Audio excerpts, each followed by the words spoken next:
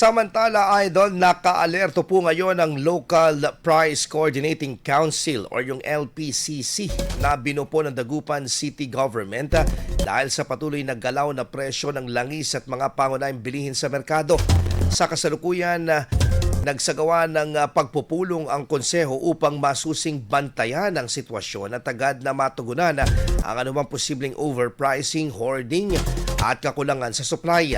Ayon sa Lpcc, mahalaga ang maagap na koordinasyon ng iba't ibang mga ahensya upang maprotektahan ang kapakanan ng mga mamimili, lalo na ng mga Dagupenyo. Tiniyak din ng konseho na tuloy-tuloy ang kanilang monitoring at makikipag-ugnayan sa mga kinaukulan upang masigurong mabilis at maayos na aksyon sakaling magkaroon ng hindi normal na pagtaas ng presyo sa merkado. Patuloy naman ang paalala sa publiko na maging mapagmatsyag at agad na i-report ang anumang irregularidad sa presyo ng mga bilihin.